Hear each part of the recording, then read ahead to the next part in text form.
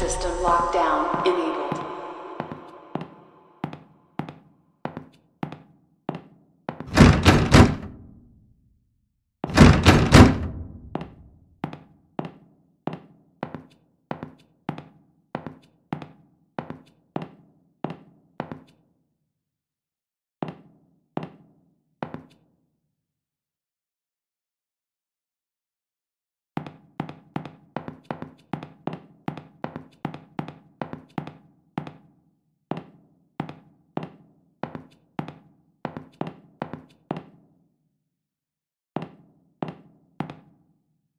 Ever since my first day working here, I've felt a little strange.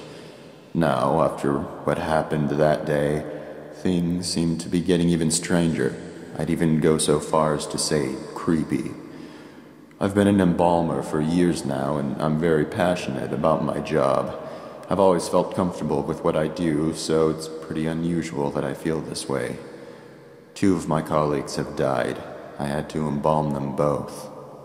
However, grief can't explain this feeling. Up until just 4 days ago, I hadn't even known about the history of this funeral home.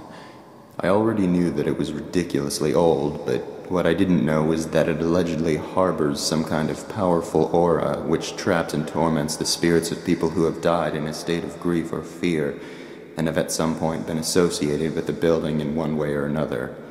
These associations apparently include those occurring post-mortem, such as embalmings and funerals.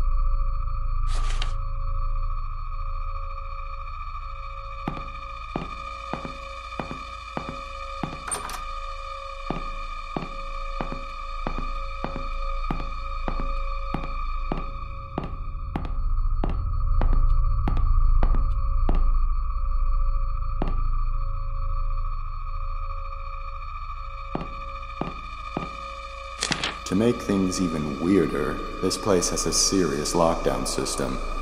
Yesterday was the first time I've ever seen it used, and many of the workers, including myself, were ordered to wait in the family room until the situation was taken care of. No one I've spoken to about it knows why it was done, or at least they won't say. All I know is that these safety glass windows and electronic gates appear to be designed for keeping things in rather than out. I was the first responder that day. was the first and only person to make it to Myrtle's side before she passed away. She managed to give Sullivan a parting "I love you" on that baby monitor, but that was the last communication they ever had. The last thing she ever did was give me that piece of paper. It was a short poem she had written for Sullivan earlier that day. She asked me to give it to him, and I promised her I would. Then she slipped away. I guess Sullivan had picked up by Myrtle's weak rasping in the baby monitor that something was happening to her, because soon after she'd passed, he came running into the hall from the upstairs arrangement room. But he was too late. She was gone. That's when he broke down. I'd never seen him show so much emotion towards Myrtle before. Then, of course, the rest happened. I'll keep my promise, even now. It's all I can do for my dear friends.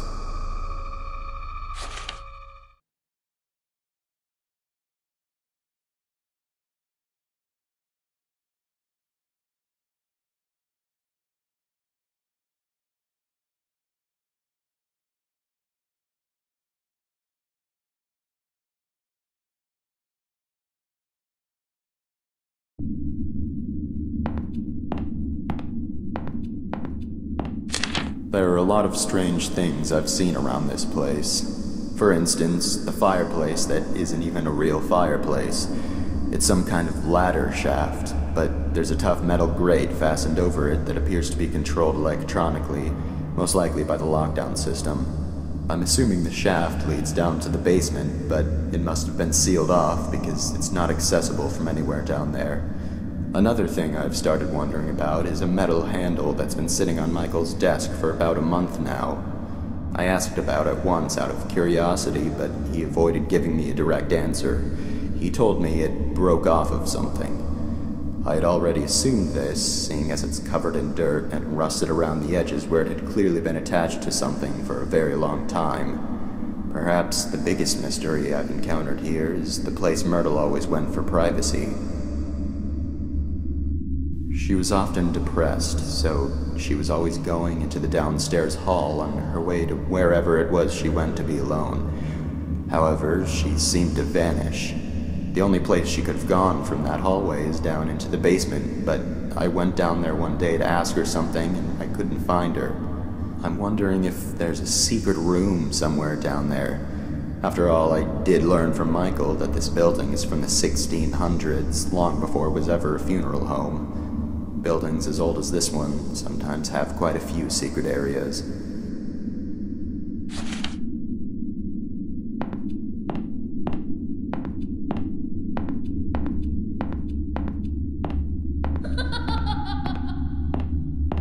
They still haven't buried them. Sullivan has been lying in his coffin now for 2 days, and Myrtle for 3. Because Conrad refused to touch Myrtle's coffin after her funeral, it had to be put aside so Sullivan could have his. Conrad still simply doesn't want to have anything to do with the burial of either of them, even if all he's doing is preparing a future grave without actually touching the coffins. I'm starting to wonder if he had some type of unpleasant encounter with Myrtle and Sullivan's coffins, or he heard some absurd rumor about their corpses. What's sad is that Myrtle and Sullivan don't have relatives who care enough about their burials to actually do something about this. Michael was embarrassed to have to tell all the relatives and friends that the actual burials couldn't be held yet. Even so, none of them objected. Maybe they just didn't see a point in doing so, considering the person they would be doing it for is already gone. I don't know. As far as feeling nervous around coffins, I do get a strange vibe now in the visitation room. The atmosphere in there is starting to feel different. The air feels heavier, a little bit oppressive even. It seems to be more noticeable today than it was yesterday. I'm not quite sure if I believe in ghosts or not, but it seems to fit what I've heard before about locations having uncomfortable, negative energy due to evil or extremely upset spirits. Maybe it's just normal stuffy air. There aren't any windows in there, and it is the middle of summer.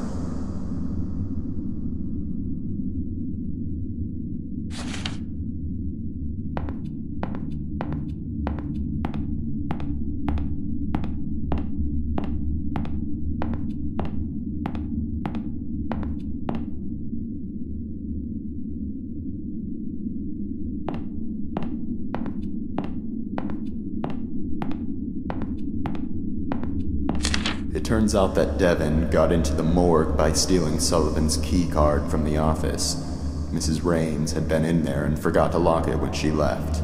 Nobody knows exactly how the kid figured out the passcode, but considering what a flake his mother is, that's probably just something else she inadvertently compromised. They're burying Sullivan with a few of his belongings from the funeral home. I guess because he had worked here for so long and was so loyal to his job. Michael revealed that one of those belongings is Sullivan's key card. Of course, they would need to deactivate it from the system to avoid any breaches and the chance that it was stolen, but then again, Mrs. Raines would be the one who would do that. I discovered earlier today that Devon had stolen the system lock override key as well and hidden it somewhere in the building. This has got to be the most troublesome, ill-behaved kid I have ever encountered.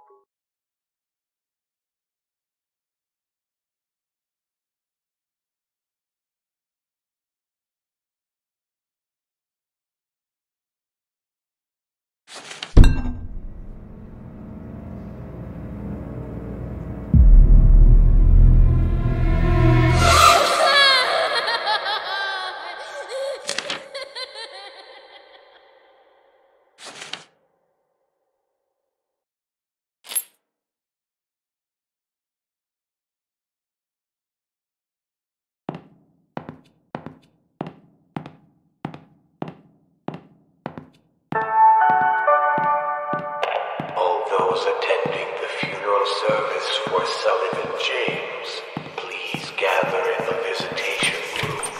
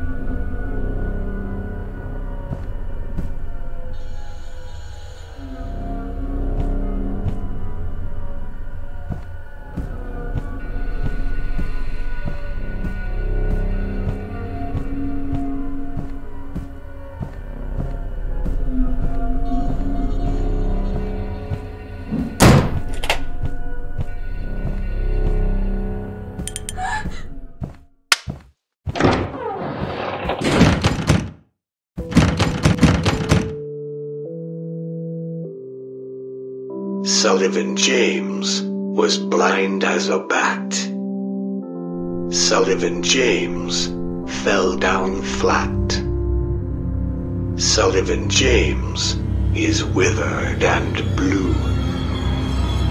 Sullivan James is coming for you.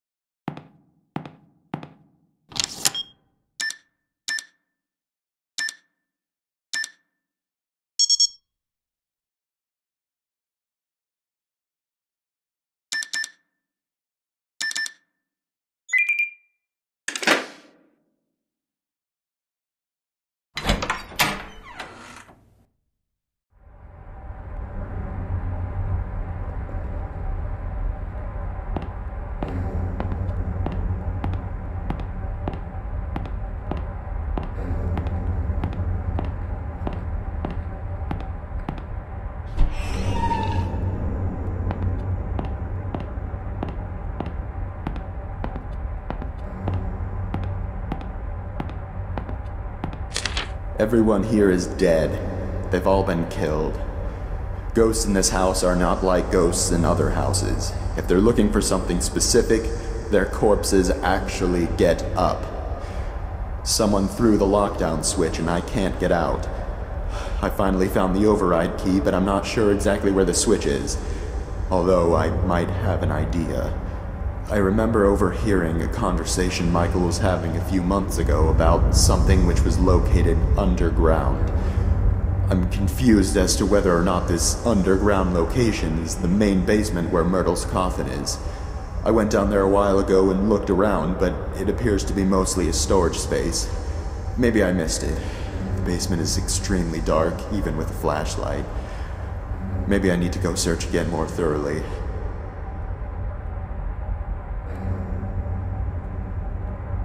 I need to find the switch. My very life depends on it, as do the lives of many future wanderers if this doesn't stop. One of the most unsettling things about this funeral home is that after a while, you start to feel as though it's hanging by a thread and on the verge of collapsing, prevented only by the mysterious force that fills the building. It's such a strange feeling. Maybe I'm not the same skeptic I was before working here. But where is that damn switch? In the deepest part of the house.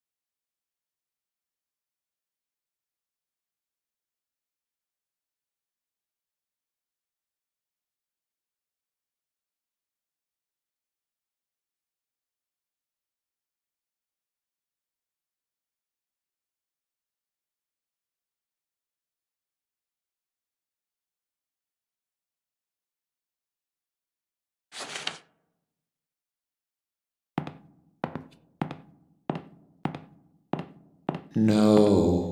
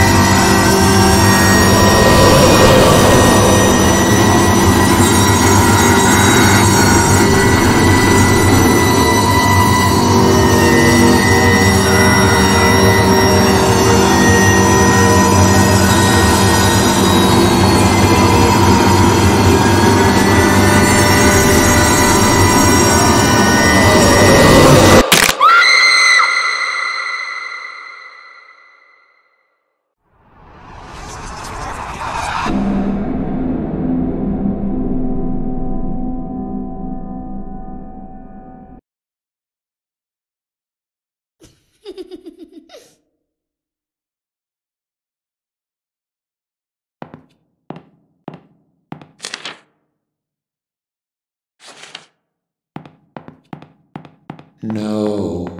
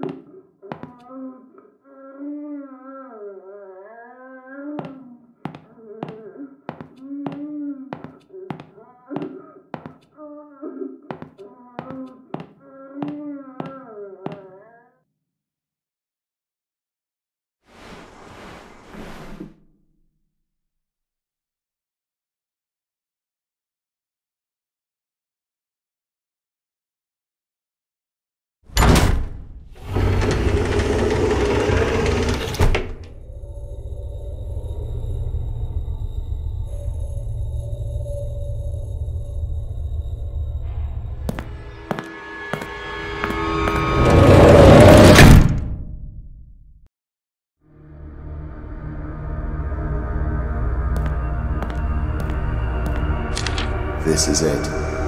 Now I know where Myrtle always went for privacy. Now I know where the handle on Michael's desk came from. Devin must have been trapped down here and couldn't get out. It was only a little while after the search when everything went wrong. All I was ever trying to do was keep my promise. I only ever had the best intentions, but I've angered Sullivan. It was a mistake to touch that rose. This might be the last thing I ever write. I've left my notes all throughout this building in hopes that they might help anyone who happened to get trapped here. If that's the case, and you've made it this far, I'm sorry to say that I probably never made it out. However, I can tell you that I know for a fact the switch is down here. Once I flip it, I will leave the control key behind. If you already have it, then it was moved somehow. Nonetheless, there's one last thing I can give you, and that's a promise. These tunnels are not a dead end. At some point, there's a ladder which will take you back up to the ground floor. I don't know how far down it is, but I know that it's there. I always did feel a very faint draft coming from that fireplace, and sounds always seemed to echo down into it. After disabling the system lock, there should be a definite escape path. This air is stifling. Ever since Myrtle's death, the energy throughout this entire building has been growing more and more negative.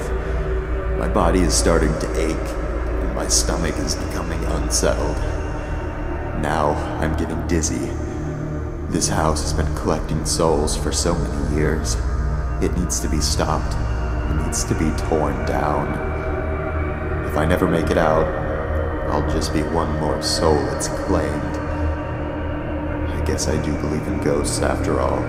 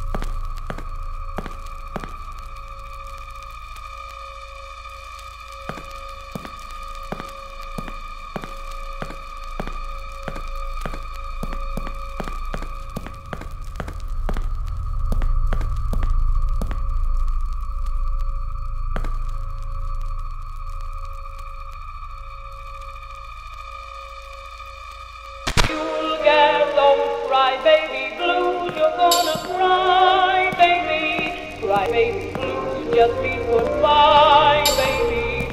Sugar all mine, you're so refined. You won't do this, you won't do that. Now what's on your mind? Cry, baby, blues, you're gonna die, baby. You're gonna die, you're gonna die, you're gonna die, you're gonna die, you're gonna die, you're gonna die, you're gonna die, you're gonna die, you're gonna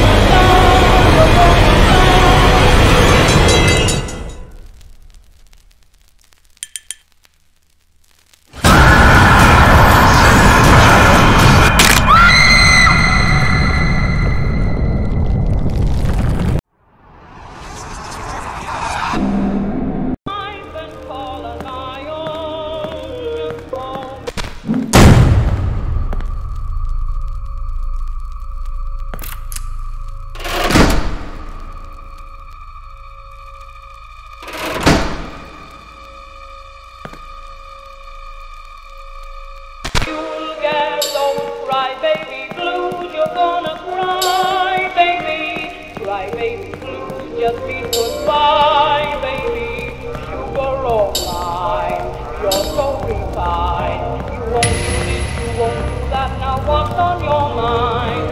Cry, baby, blues, you're gonna die, baby. You're gonna die, you're gonna die, you're gonna die, you're gonna die, you're gonna die, you're gonna die, you're gonna die, you're gonna die. Full system lockdown disabled.